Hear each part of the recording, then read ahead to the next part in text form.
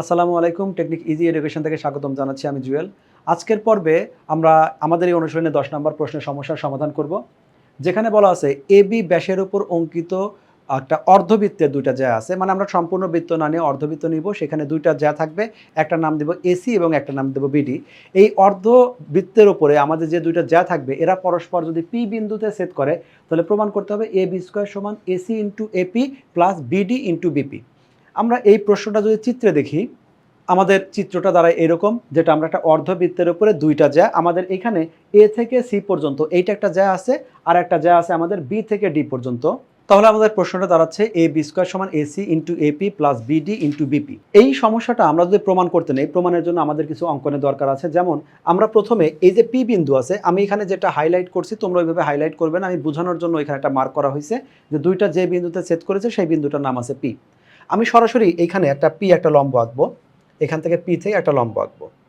এই লম্বটার নাম আমরা একটা নামকরণ করব, এটার নাম আমরা দিলাম হলো কিউ।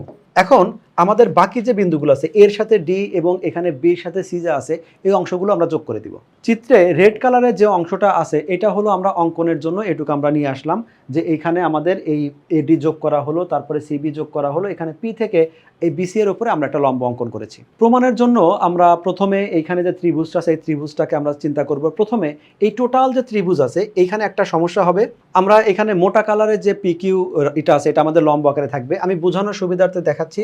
প্রথমে আমরা চিন্তা করব এই টোটাল ত্রিভুজটা একদম এ টু জেড, আমাদের যেটা ছিল এ সি বি, এই ত্রিভুজটা চিন্তা করব টোটালটা। এরপরে আমরা দ্বিতীয়ত এ পি কিউ এই ত্রিভুজটা চিন্তা করব। তার মানে এই ত্রিভুজটা যদি চিন্তা করি, আমি ব্ল্যাক কালার দিয়ে সেটাকে মার্ক করছি, তার মানে এটা হলো আমার এই অংশটা। তাহলে তোমরা যদি এই কালারগুলো একটু ফোকাস করো তাহলে দেখতে পাচ্ছ এই যে অংশটা এখানে কালো এবং লাল দুইটা অংশ দেখা যাচ্ছে। তার মানে আমরা এই যে ত্রিভুজটা নিব, প্রথমে এই টোটাল ত্রিভুজটা নিচ্ছি, এই টোটাল ত্রিভুজের আবার এই ছোট্ট একটা অংশ নিচ্ছি, এই দুইটা অংশের সাথে আমরা কম্পেয়ার করব দুইটা ত্রিভুজ, টোটাল ত্রিভুজ এবং শেষের এই ত্রিভুজটা। আমরা যদি দুইটা ত্রিভুজকে নামকরণ করি এবং পাশাপাশি রেখে যদি এদের মধ্যে কম্পেয়ার করি যে এই ত্রিভুজ দুটো সদৃশকোণী কিনা, আমরা শুরুতে এটা সদৃশকোণী প্রমাণ করার চেষ্টা করব। সদৃশকোণী প্রমাণ করার আগে আমরা কিন্তু জ্যামিতিতে একটা উপপাদ্য পড়েছি যে অর্ধবৃত্তস্থ কোণ এক সমকোণ, এটা আমাদের একটা জ্যামিতি ছিল। এখন খেয়াল করে দেখো, এই যে আমাদের সি কোণটা আছে যেটাকে আমি এরকম করে মার্ক করলাম, এই যে সি কোণটা, সি কোণের শীর্ষবিন্দু সি হলেও আমাদের এ থেকে উৎপন্ন হয়ে বিতে আমাদের গিয়ে শেষ হয়েছে, এবং এটা যেহেতু অর্ধবৃত্ত এ বি, এই বৃত্তের ব্যাস, তাহলে অবশ্যই এটা আমাদের অর্ধবৃত্তস্থ কোণ অর্থাৎ এক সমকোণ।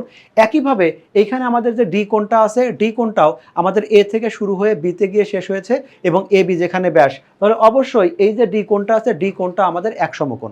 তাহলে সমকোণ যেহেতু, আমি সাইনটা এরকম করে না দিয়ে এরকম করে দিব, এরকম করে না দিয়ে এরকম করে দিয়ে দিলাম, এই দুইটা সমকোণ। শুধু এরাই সমকোণ না, আমাদের এখানে এই যে বাহুটা আছে কোণটা আছে এটা অবশ্যই সমকোণ হবে, কারণ আমরা অঙ্কনেই বলেছি পি বিন্দু হতে বিসি এর উপর একটা লম্ব অঙ্কন করি পি কিউ। পি কিউটা লম্ব, এটা আমরা নিজে হাতে অঙ্কন করেছি। এখন এই পাশে যেহেতু লম্ব অর্থাৎ পি কিউ এ যেহেতু লম্ব, তাহলে P A Q B A পাশেও আমাদের লম্ব হবে। তাহলে এখন আমরা শুরুতে কি করব, সম্পূর্ণ ত্রিভুজ, খেয়াল করো এ থেকে শুরু করে এ সি বি, এই সম্পূর্ণ ত্রিভুজটার সাথে এই ত্রিভুজের একটা পার্ট এ পি কিউ, এই দুইটা ত্রিভুজের মধ্যে কম্পেয়ার করব এদের মধ্যে কি কি সিমিলারিটিস আছে। এই ত্রিভুজ দুটির মধ্যে এখন যদি আমরা কম্পেয়ার করার চেষ্টা করি, দেখো প্রথম যে ত্রিভুজ আছে যেটাকে আমরা এ বিসি বলছি, অর্থাৎ সম্পূর্ণ ত্রিভুজ এ বিসি ত্রিভুজের একটা কোণ কিন্তু আছে এ কোণ, যেটাকে আমরা লিখতে পারি ত্রিভুজ এ বিসি অ্যাঙ্গেল, এটা হলো সি এ বি, যেটা দ্বারা আমাদের এই কোণটা বোঝাচ্ছে অর্থাৎ এই পাশের কোণটা বোঝাচ্ছে। এবার ছোট ত্রিভুজ যেটা হলো পি এ কিউ, এই ত্রিভুজেও কিন্তু আমরা বলতে পারি আমাদের পি এ কিউ, এটাও এই দুইটা কোণ পরস্পর সমান, অর্থাৎ পি এ কিউ দ্বারাও যে কোণ বোঝাচ্ছে সি এ বি দ্বারাও একই কোণ বোঝাচ্ছে। তাহলে আমরা বলতে পারি এটা সাধারণ কোণ। আমি এখানে দুইটা ত্রিভুজ লিখছি, ত্রিভুজ এ বিসি ভার্সেস ত্রিভুজ এ পি কিউ। এভাবে আসলে তোমরা যখন পরীক্ষায় লিখবে এভাবে লিখবে না, আমি জাস্ট বোঝানোর জন্য এভাবে লিখছি, এবং কিভাবে লিখতে হবে সেটা আমাদের ডিটেলস আমাদের বইয়ে লেখা আছে, সেখানে একই কথা, শুধু রিপ্রেজেন্টটা সুন্দর করে দেওয়া আছে। আমি বোঝার জন্য যেভাবে লিখলে তোমাদের বুঝতে সুবিধা হয় সেভাবে আমি এখানে উপস্থাপন করছি। এখন এই একটা কোণ, এই দুইটা কোণ পরস্পর সমান পাচ্ছি, পাশাপাশি আর একটা কোণ দেখি, আমি জাস্ট লিখলাম এখানে অ্যাঙ্গেল, এটা হলো সি। প্রথম সম্পূর্ণ ত্রিভুজের মধ্যে অ্যাঙ্গেল সি আছে, নিশ্চিতভাবে অ্যাঙ্গেল সি একটা সমকোণ, কারণ এটা একটা অর্ধবৃত্তস্থ কোণ। পাশাপাশি আমাদের এই ত্রিভুজে এই যে কোণটা আছে যেটাকে আমি লিখতে পারি অ্যাঙ্গেল, এটাকে কিউ বললাম, শুধু কিউ বললাম, তুমি চাইলে পি কিউ এ লেখাটাই সবচেয়ে ভালো, আমি শুধু কিউ লিখছি এই জন্য, কিউ এই পাশে চিন্তা করো ওই পাশে চিন্তা করো, দুইটাই সমকোণ, আমি জাস্ট ছোট করে দেখাচ্ছি। তবে তুমি চাইলে এখানে সম্পূর্ণ লিখতে পারো, এটাকে লিখতে পারো পি কিউ এ। এটা লিখলাম। এই যে কোণটা আসলো, এই দুইটা কোণ কেন পরস্পর সমান? এরা দুইজনই পরস্পর 90 ডিগ্রি। আমরা জানি দুইটা ত্রিভুজের মধ্যে যদি দুইটা দুইটা করে কোণ সমান প্রমাণ করা হয়, তাহলে এর তৃতীয় কোণ যে আছে এটা যে সমান এটা প্রমাণ করার কোনো দরকার নাই। কারণ দুইটা যদি আমাদের সমান হয়, তৃতীয়টা এমনিতেই সমান হবে। তৃতীয়টা মানে কোনটা আমি বোঝানোর জন্য আগে মার্কিং করছি। আমাদের এই ত্রিভুজের তৃতীয় কোণ হলো এই যে ব্ল্যাক ডট দিচ্ছি যে কোণটা, এইটা হলো তৃতীয় কোণ। আর সম্পূর্ণ ত্রিভুজের যে আমাদের অবশিষ্ট কোণটা আছে এটাকেও দিলাম ব্ল্যাক ডট, এইটা হলো এই দুইটা কোণও পরস্পর সমান। আমরা এখানে লিখে দিব অবশিষ্ট কোণ অ্যাঙ্গেল, এটা হলো এ পি কিউ প্রথম ত্রিভুজে, দ্বিতীয় ত্রিভুজে আছে হলো এ বি কি সি অ্যাঙ্গেল, এটা হলো এ বি সি। এই তিনটা পরস্পর সমান, দুইটা পরস্পর সমান। অর্থাৎ ফাইনালি আমরা প্রমাণ করলাম এই দুইটা ত্রিভুজ পরস্পর সদৃশ। সদৃশ এজন্য হবে আমরা ত্রিভুজের তিনটা কোণ পরস্পর সমান সেটা প্রমাণ করতে পারছি, কিন্তু এখানে কোনো বাহু সমান কিনা বাহু উল্লেখ করতে পারি নাই। শুধু কোণ সমান মানে ত্রিভুজ দুইটা সদৃশ, দেখতে একই রকম। এখন যদি ত্রিভুজ দুইটা সদৃশ হয় তাহলে এদের অনুরূপ বাহুগুলো পরস্পর সমান হবে। অনুরূপ বাহু কেমন? যেমন এখানে আমাদের এই এ কোণের বিপরীতে আছে এই ছোট ত্রিভুজ, যখন চিন্তা করব অর্থাৎ এ পি কিউ, এই ছোটটুকের যখন চিন্তা করব এ কোণের অপোজিটে আছে পি কিউ, আর সম্পূর্ণ ত্রিভুজ যখন চিন্তা করব এই কোণের অপোজিটে আছে এসি। তাহলে আমরা এই দুইটা কোণকে বাহুকে সমান নিতে পারি। আমরা খেয়াল রাখবো প্রথমে ছোট তারপরে বড়। ছোট ত্রিভুজের আমাদের এই এক দাগ, আমরা যেটাকে এক দাগ বললাম, এক দাগের অপোজিটে আছে এইটা আছে হলো পি কিউ, আর বড়টার অপোজিটে আছে এক দাগের অপোজিটে আছে হলো পি বিসি। তারপরে আমরা নেই হলো সমকোণ, এখানে সমকোণের অপোজিটে আছে এপি, এখানে সমকোণে টোটালটা, এইখানে সমকোণের অপোজিটে যে এপি থাকে, সম্পূর্ণ ত্রিভুজ বড় ত্রিভুজের সমকোণ কিন্তু সি, সির অপোজিটে আছে হলো এবি। তারপরে বাকি থাকলো কোনটা?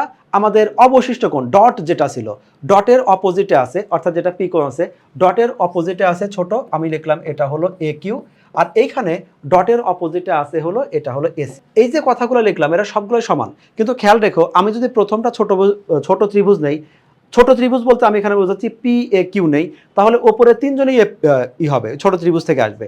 মানে হয় যে ত্রিভুজ নিব হয় সবাই উপরে না হলে সবাই নিচে থাকবে। আমি ছোট ত্রিভুজেরটা এইখানে উপরে নিলাম পরেরটা নিচে নিলাম এরকম না। এখন এই যে আমি তিনটা লিখলাম অনুপাত লিখলাম, এই তিনটা অনুপাতের মানে পরস্পর সমান হবে। এটা যদি 1/2 হয় এটা 1/2 হবে, এটাই 1/2 হবে। তিনটা কথাই সত্য, বাট এই অঙ্ক প্রমাণের জন্য আমার সবগুলো প্রয়োজন নেই। সবগুলো কথাই পরস্পর সমান থাকলে আপাতত আমার এইটা দরকার নাই, সেটা হলো এপি আর হলো বিসি, এইটা আমার দরকার নাই, কারণ প্রমাণের মধ্যে এপি আর বিসির ওইরকম কোনো কাজ নাই, বিশেষ করে বিসির কোনো কাজ নাই। তাহলে ওইটাও সত্য ছিল যেটা আমি মুছে দিলাম, এই যে যেটা আমি মুছে দিলাম এটা সত্য, কিন্তু প্রমাণের বেলায় আমার আপাতত এইটা হলেই হচ্ছে, তাই আমি এইটাকে বাদ দিয়ে শুধু এইটুকু লিখলাম। এখন এইটাকে যদি আমি আড়াআড়ি গুণ করি, যদি এরকমটা হয় আমি আড়াআড়ি গুণ করি, তাহলে আমরা এরকম একটা ফরম্যাট পাচ্ছি। এটা আমরা একটা সমীকরণ দিয়েও রেখে দিতে পারি, এমনিও রেখে দিতে পারি। সমীকরণ 1 দিলাম, এইটা আমি একটা উপাত্ত পাচ্ছি এইটা। যেহেতু আমি এই চিত্র থেকেই আমি দ্বিতীয় ত্রিভুজ যেটা আছে সেটা থেকে অনুরূপভাবে প্রমাণ করব, তাহলে আপাতত আমি এইটুক মুছে দিচ্ছি, মুছে দিয়ে শুধুমাত্র এই লাইনটা লিখে দিচ্ছি,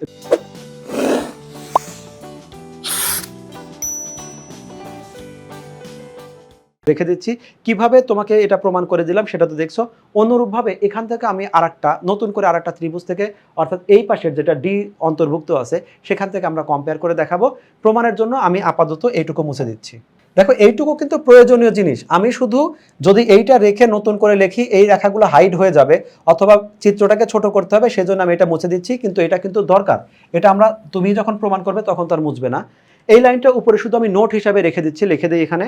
প্রথম দুইটা ত্রিভুজ থেকে আমরা যেটা প্রমাণ করেছি সেটা আমরা এখানে লিখে রাখলাম, যে আমাদের এরকম একটা আছে এপি ইন্টু এসি সমান এবি ইন্টু এ কিউ। পরবর্তী যে অংশটা আছে সেটা আমরা প্রমাণ করব। তবে এই প্রমাণের বেলায় আমরা এখন যে ত্রিভুজটা ফোকাস করব, প্রথমে হলো এই সম্পূর্ণ ত্রিভুজটা, যেটা আমি এইটাকে নোট করলাম। এখানে বেগুনি কালার দেওয়া যে ত্রিভুজটা আছে এই সম্পূর্ণ ত্রিভুজ আমরা কম্পেয়ার করব কার সাথে? এই ত্রিভুজেরই একটা অংশ, যে অংশটা আমরা এইভাবে লিখলাম এই ত্রিভুজের একটা অংশ। তার মানে আমাদের এই যে এইখানে একটা অংশ থাকছে যেখানে আমাদের এই বিন্দুটার নাম কিউ, তাহলে এই যে পি কিউ বি এই অংশটা আমাদের টোটাল এ ডি বি এই অংশের ভিতরে পড়ে, অর্থাৎ টোটাল ত্রিভুজটাকেই আমি এই অংশের মধ্যে দিয়ে আমি প্রমাণ করব, এই দুইটার সাথে কম্পেয়ার করব।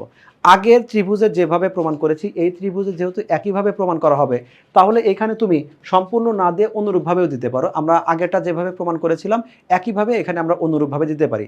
সম্পূর্ণ প্রমাণ করলেও সম্ভব, অথবা আমরা শুধুমাত্র অনুরূপভাবে যদি দিই তাতে আমরা একই রেজাল্ট পাবো।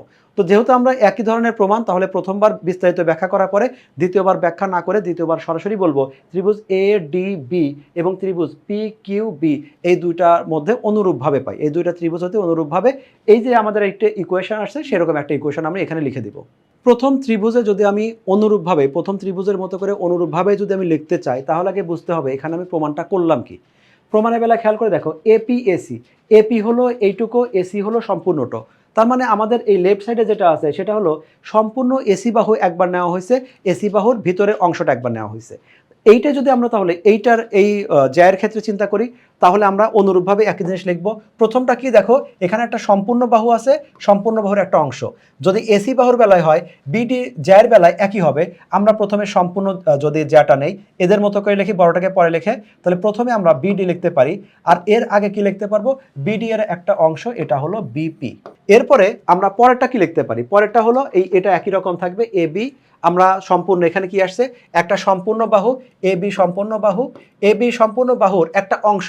যেহেতু আগের বার আমাদের এই পাশের ছোট ত্রিভুজটা ছিল সেজন্য আমরা বলেছিলাম এ কিউ।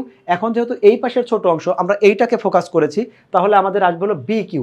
আগে যেটা এ কিউ এসেছিল এখন সেটা আমাদের আসবে হলো বি কিউ।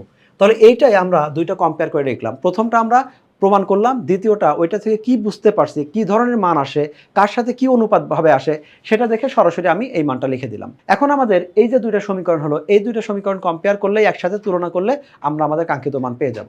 এবার আমাদের প্রশ্নে যেটা প্রমাণ করতে বলেছিল এ বি স্কোয়ার সমান এসি এপি বিডি বিপি, এইটা এখন খেয়াল করে দেখো এসি এপি যেটা ছিল এই যে এসি এপি, দেখো আমাদের একটা প্রশ্নে এসি এপি একদম সেম এইটা আছে।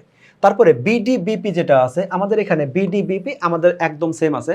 তার মানে দুইটা সমীকরণ যদি আমরা যোগ করি আমরা অন্তত লেফট সাইড বা রাইট সাইড একটাকে একদম সম্পূর্ণ হুবহু পেয়ে যাচ্ছি। তাহলে বাকি যে আমাদের সাইড থাকবে এই সাইডটাকে যদি ক্যালকুলেশন করে আমরা এ বি স্কোয়ার বানাতে পারি তাহলে আমাদের ম্যাথটা কমপ্লিট হয়ে যাবে। তো আমরা সেজন্য কি করব, সমীকরণ 1 এবং 2 সমীকরণ 2 যোগ করব। আমরা চিত্র থেকে এই দুইটা সমীকরণে আমরা যখন যোগ করব তখন একটা সময় খেয়াল রাখবো যে আমরা যে শুধু দুইটা লেফট সাইড যোগ করব দুইটা রাইট সাইড যোগ করব এর আগে খেয়াল করে রাখবে যেন এপিএসি, এই এপিএসি কোত্থেকে আসছে, এগুলোর জ্যায়ের একটা অংশ, তাহলে তারা যেন এক পাশে থাকে। এখন এই ম্যাথটা যদি এরকম থাকতো আমাদের এ বি বি কিউ এরা এই পাশে থাকলো, বিপি বিডি ওই পাশে থাকলো, সেক্ষেত্রে সমীকরণ দুইটা একসাথে যোগ করলে আমাদের একটা মানে মিশে যাবে, লেফট রাইট একদম মিশে যাবে। সেক্ষেত্রে আমাকে খেয়াল রাখতে হবে কি যে এইখানে এপিএসি, দেখো এপিএসি এরা কিন্তু জ্যায়ের একটা অংশ বা সম্পূর্ণ অংশ। আবার এখানে বিডি বিপি এরা কিন্তু জ্যায়ের একটা অংশ বা সম্পূর্ণ অংশ। তো আমরা জ্যায়ের একটা অংশকে এক পাশে রাখবো আর আমাদের এই যে যেটা আমাদের ব্যাস আকারে গিয়েছিল ব্যাসটাকে আমরা এক পাশে রাখবো। এইটা খেয়াল রাখবো, না হলে অনেক সময় এই লেফট রাইট অন্য পাশে থাকলে যোগ করলে ম্যাথটা মিলবে না। এখন আমরা যে অংশটা যাব সেটা একদম বীজগণিতের মতো মিলবে। যেহেতু আমরা দুইটা লেফট সাইড যোগ করলাম দুইটা রাইট সাইড আমরা যোগ করে নেই। এখানে আছে এ বি আর হলো এ কিউ। আমরা বুঝতেই পারছি যে আমাদের এই পাশের যে অংশটা আছে সেটা আমাদের এই যেটা প্রমাণ করতে হবে তার একটা লেফট অথবা রাইট একজনের সাথে সম্পূর্ণ মিলে গেছে। তাহলে এই অংশের আর আমি কোনো কাজই করব না, তার চেয়ে বরং শুধুমাত্র এই পাশে যেটা সেটা করব। এখানে কি করা যায়, দুইটা পার্টের মধ্যে এ বি আছে, আমি এ বি লিখলাম। এ বি কমন নিলে এখানে আমাদের থাকবে এ কিউ আর এখানে থাকবে হলো বি কিউ। দেখতে পাচ্ছি এ কিউ হলো আমাদের এখান থেকে এ কিউ চিন্তা করলে এইখান থেকে এই অংশটা, আর বি কিউ হলো আমাদের এইখান থেকে এই অংশটা।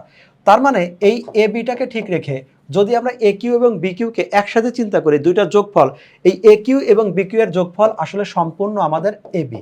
তাহলে আমরা ফাইনালি এই লাইনটাকে যেভাবে লিখতে পারি, এইখানে আমাদের এপি এসি আমাদের বলছি যে আমরা লেফট সাইড কোনো কিছু চেঞ্জ করব না, এটা হলো বিপি আর হলো বিডি। এই জায়গায় A B into A B মানে হলো এ বি স্কোয়ার।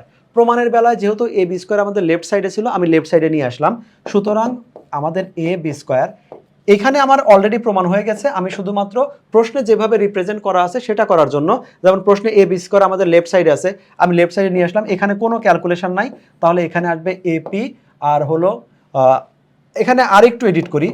প্রমাণে যেহেতু আমাদের এসি আগে আছে আর এপি পরে আছে, খুবই মাইনর ইস্যু এগুলা, তারপরে আমরা ওদের মতো করে লিখবো। এখানে লিখবো এসি আর হলো এপি, আমাদের এপিটা আগে আছে এসিটা পরে আছে, আমি জাস্ট রিঅ্যারেঞ্জ করে রাখলাম। তারপর আছে বিডি আর বিপি, এখানে আমাদের বিপি আর বিডি আছে, এটাকে আমরা লিখলাম হলো বিডি আর হলো বিপি।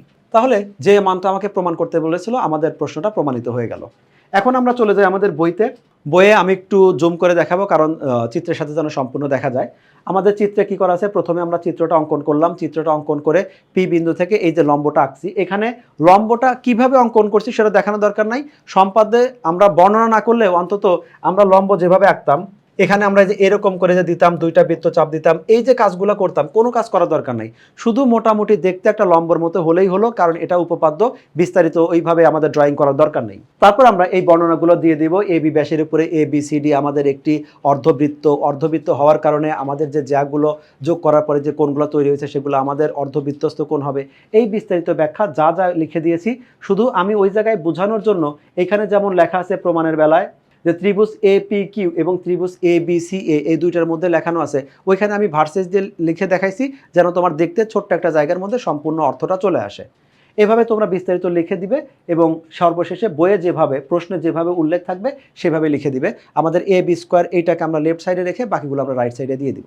আশা করি আজকে তোমরা এই ক্লাসটা বুঝতে পেরেছো এবং পরবর্তীতে আমরা নতুন নতুন আরও ভিডিও নিয়ে আসবো যেখানে তোমাদের সম্পূর্ণ সমস্যার সমাধান থাকবে এবং আপডেট বোর্ড কোশ্চেনগুলো থাকবে। সেসব পর্বে তোমাদেরকে স্বাগতম জানাচ্ছি। আল্লাহ হাফেজ।